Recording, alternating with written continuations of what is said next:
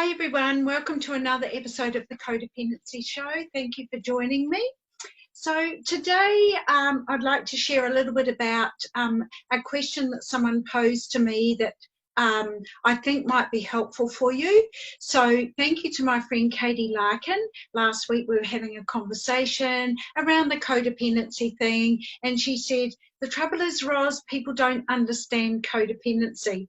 And I've had this a lot where people are, they go, oh, don't use that word, people don't understand it. And my answer back to that is like, try and soften it or try and use another word. And my answer for that is that if I don't use the word, people are never going to understand it. So, and then she said, well, okay, then what's the opposite of codependency? So that she could kind of go to the opposite and start to understand it. So I thought that was a really good question. Thanks, Katie. And so I was explaining to Katie that the opposite of codependency is interdependency. Now, by this, what I mean is that we can be codependent on people, places and things, on drama, on all of the lifestyle addictions that we've talked about and we talk about on this in this show.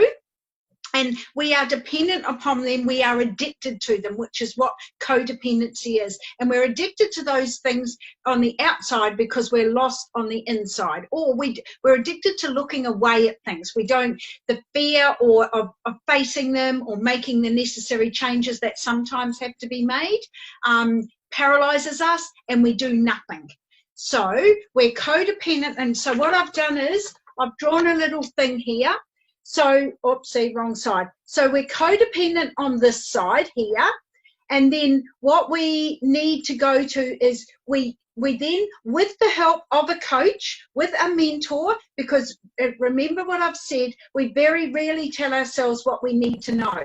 So we need someone to ask questions and pull it out of us, call us on our bullshit, and help us stop being addicted to our stories and excuses and rationalizations, which is rationing lies. So we're codependent, it's around the wrong way, codependent here.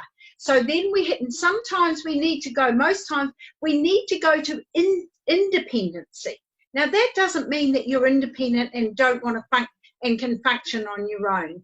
But sometimes we need to, what's the word? We need to take some space out ourselves and become dependent upon ourselves for our happiness, for our joy, for our for all of things, for our finances in our life.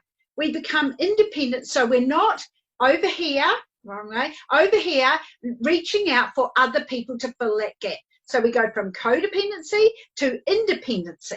And then what we do is we build muscle up in this area and we start to rely on ourselves and be 100% responsible for ourselves.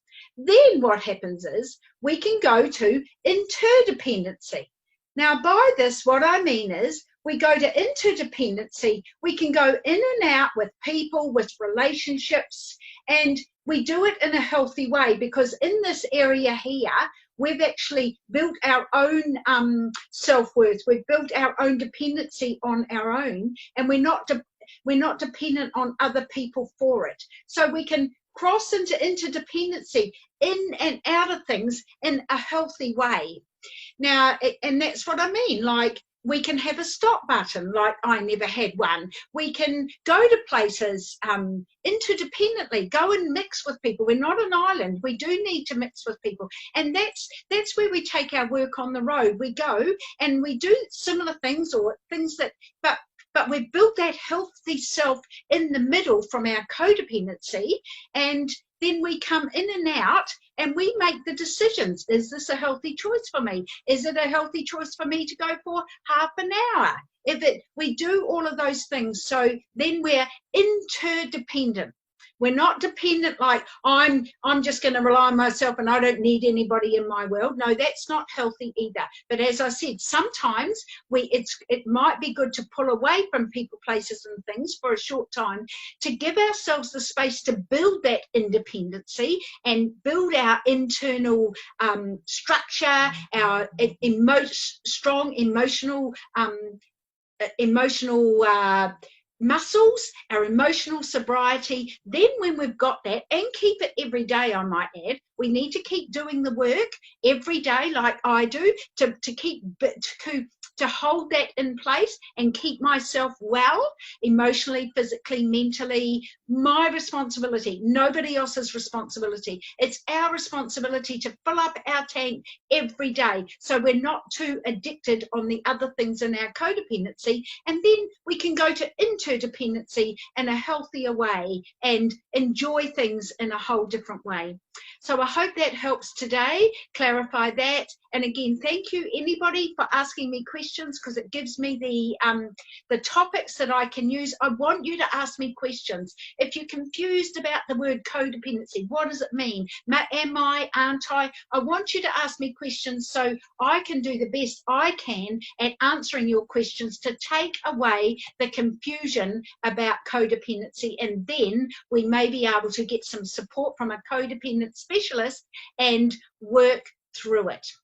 Also, letting you know that on the 21st of July, I'm starting my 6-week online course. That's going to be kept at 5 people so that it's safe for people. It will be interactive if people choose to interact. So I'm very excited about starting that. It's my first online course. And yes, and don't forget, every Monday, again, if you're a little bit confused about that word codependency, I have a masterclass at 2 p.m. every Monday, Queensland time. Please feel free. It's free. Please feel free to join that on either my Facebook page or my Power of No group. And if you're not in the Power of No group, then please feel free to message me. It is a closed group, so it can be safe for people to share, but I welcome people to come into this arena. Thank you for listening. I hope that that's helpful today, and I look forward to seeing you next week. Thanks. Bye.